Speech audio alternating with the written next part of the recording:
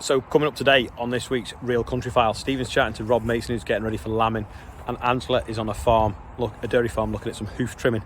Anyway, before we go any further, I just want to talk about GM. What's your opinions on it? I saw this video, which you can see here. It's basically BT corn. So BT means it's resistant. It produces its own sort of insecticides through the plant that discourage pests. So as you can see, it's a lot better one side of the track than the other side of the track. This allows to certain countries that don't have access to sprays or even the labour or the manpower to do it, and also it means they don't have to use insecticides to kill everything in the field, to grow healthy crops. Anyway, I've been on a course this week and we're talking a bit more about GM and the CRISPR technology. Now, I won't go into the ins and outs because it takes ages to, but CRISPR basically means that you can look at the DNA of a plant and you can see what genes and what traits it has in it, which are either strengths or weaknesses. And then you can cross one plant with another plant because you obviously know the genetic makeup on it, or you can knock one gene out. So it's basically accelerated breeding. It's what you could get if you bred naturally, but it would take 20-30 years to do. Instead, you can do it in just a matter of a few years, just by knowing what the makeup is of each plant, or knocking it out manually and then breeding off it. Like I say, it's all what can be done anyway, but just faster. So they should just call it AB, accelerated breeding. But what's your thoughts? I mean, there's loads of sort of real good advantages. For instance, you can enrich rice with beta carotene. Now that is true GM though. That's where you've got some species of plants and cross them with other species that wouldn't appear in the wild. But you can get rice that will produce beta carotene, and it stops kids going blind in poorer countries. But people get a little bit excited about it and don't want it to happen. But the new stuff now, where you're just looking at the makeup of something, finding out what would be good to breed with something else, and either doing that or doing it manually and then producing a plant, I think that's pretty good stuff. Science is keeping everyone alive for longer. There's 9 billion people in the world. We're going to need science to sort of feed everyone, I think.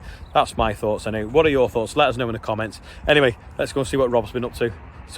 Rob Mason's been up to with Stephen. So on this week's edition of The Real Country File, I've come along to see a Real Country File regular, Rob Mason. And this time, Rob, you're not holding the camera. Thanks for having us along on the farm. Yeah, no problem, anytime. Tell us a bit about this building. What have we got in here? So this is, in another month's time, this is where it all happens. So this is our lambing shed. So there's 80 sheep in here. And last time we were on the Real Country File, you'll have seen I was up at Lanark buying a tup. So a tup, that's the male sheep. So we put that male with these females. I'm glad to say he's done his job. Okay. And we have hopefully lots of, we have scanned these sheep, and we've scanned just under 200%. So that is obviously nearly two lambs per sheep. So we'll start lambing these and hopefully get some lambs on the ground. All right. Okay. So not just these sheep either. You've got more sheep than this, is that right? Yeah, we have more sheep than this. We've another 500 store lambs that we run on. They're mainly Chiviots. We buy out of Scotland. So they're just ones we run on through the winter to fatten up and sell for meat, for butchering. And how's the lamb mutton market at the minute in the UK? It's doing all right, doing well, yeah. No, it stays strong really with everything that's gone on. It's holding its own. It's strong. Yeah, it's doing all right. And I guess with lambing coming up, you're going to get busy. You'll be wanting more people to get to traditional Sunday roast, leg of lamb out, that kind of stuff, to see a boost. And maybe with people looking at, where the food's grown. We have a lot of sheep in this country, don't we, in the UK, and people need to look a bit harder maybe at that label in the supermarket. They're not going to a butcher.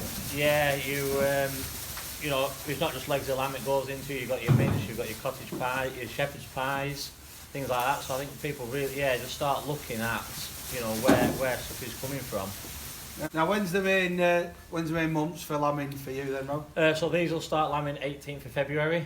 So 18th of Feb will start, but they probably won't kick off probably till end of February, and then March really is when they'll fairly kick off. Yeah. So March will be a busy month, and it'll be late nights and 2-3 o'clock in the mornings, and because we try to be with these sheep, because these are some pure Texels in here. Right. So the pedigrees, and we try to really spend time with them if we can to get as many lambs on the ground as possible. Is that your favourite time of year? It's one of one of my favourite times. It's a good family time, but like I say, I also like that springtime as well. that turnout time. When the cows are going out into the field. When that first day cows going out in the field is a special day. Well, we're hoping we can get that on film this year for the Real Country File. We'll try your best. You've done us some films already, haven't you? You went up to the sales in Scotland and did us a great video. Thanks for that. Yeah. And we want to get more this year, don't we, from you? Yeah, well, we'll try. I'm getting used to technology now, so and on phones and videos and everything else. So yeah. And just in terms of the year, Rob, what are you thinking? You know, what's your hopes for the year? Tough financial times for farming. What do you want? A bit of stability? Yeah, I think it'll be tough financial times. It's funny times ahead. You know, the markets, stabilising a bit, and supermarkets are pushing back a bit harder now and fighting a bit harder for lowering prices of our products. There's government laws are coming in, legislations are coming in, which is going to put pressure on farmers. Things like the slurry, they wanted more slurry storage, so we're not spreading certain times of year. And these slurry stores don't come cheap. How's that affecting you here on the farm? So that's going to affect us quite hard this time. Obviously, we've upped cow numbers over the last 8 to 9 years. More cows, more slurry. So you need more land to spread that slurry on, and lands are getting a bit harder and harder to find because everybody's wanting the same boat. Slurry systems, what we have here is probably a month's storage. Where slurry towers getting tired. Government are saying we need 4 to 6 months of storage so we can store through the winter. So we're going to have to look at investing in that, and with cost of steel, cost of concrete, stone, labour. It's going to be an expensive year, but hopefully, everything will keep up there and we'll be all right. Fingers crossed. Well, we look forward to hearing from you through the year on the Real Country File. Thanks again for inviting us down to have a look around your farm today. Yeah, and at least you found us. Yes. What 3 words took me somewhere very different. Thank you very much, mate. No problem. Thanks for that, Stephen. Now over to Angela, who's been catching up with a dairy farmer who's not got long left on his council tenancy, and he's doing a bit of hoof trimming.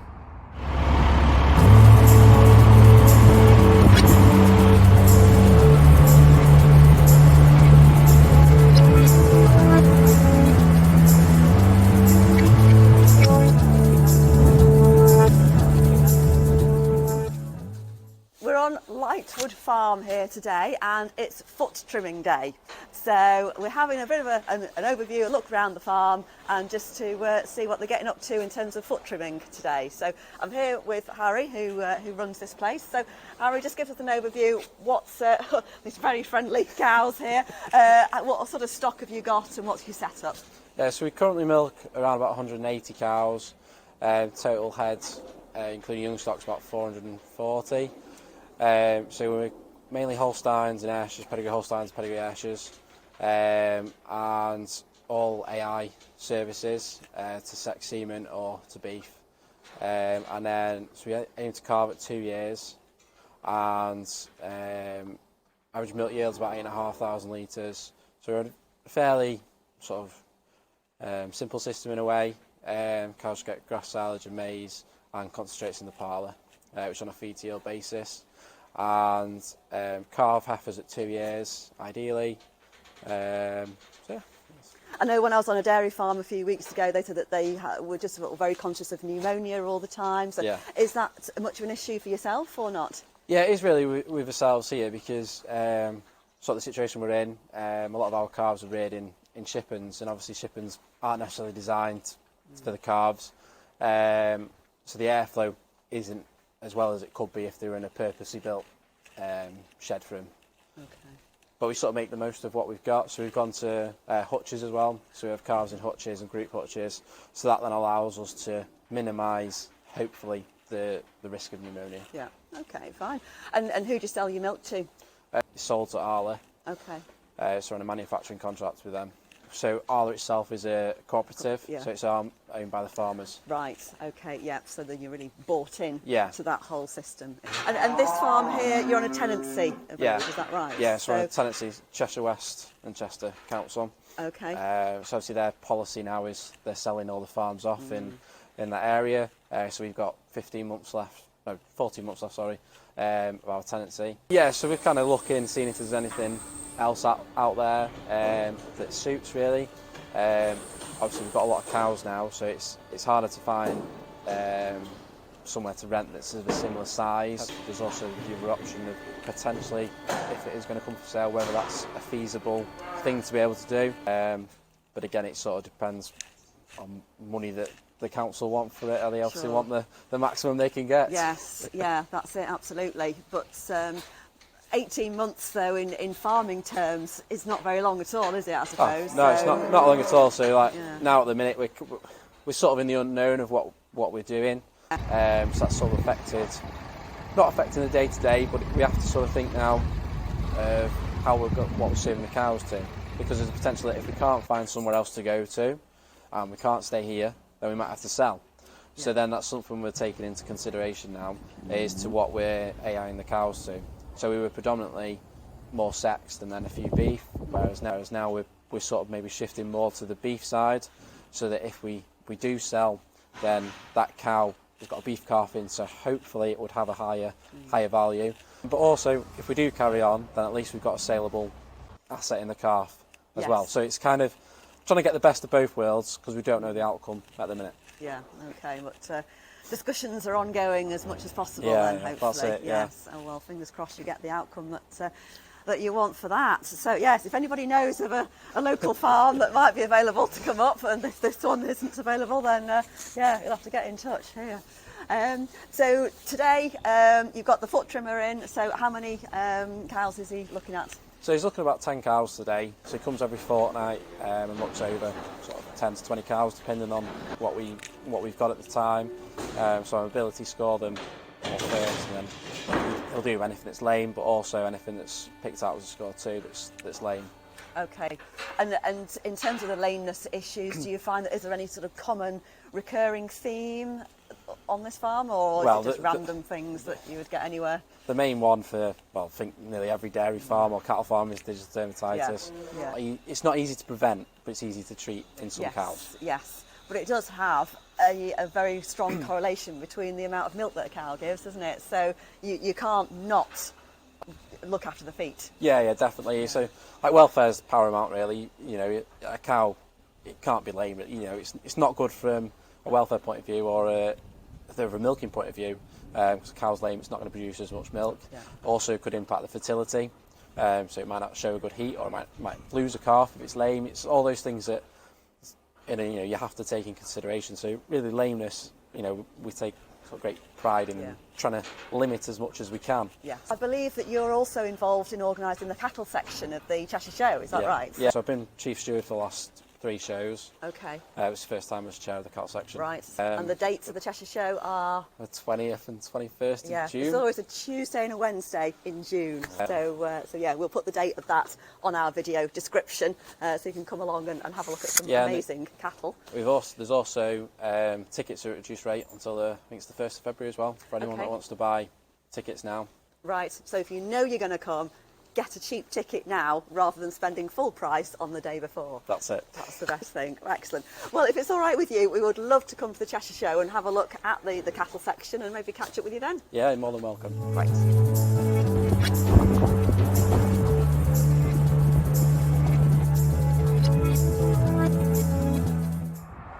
That's about all for this week. Angela is at Shrewsbury Market on Tuesday, catching up with what's going on there, and she's at Dairy Tech on Wednesday. So if you've got anything interesting that you want us to come and have a look at on your stand at Dairy Tech, let us know in the comments and we'll try and get over to you.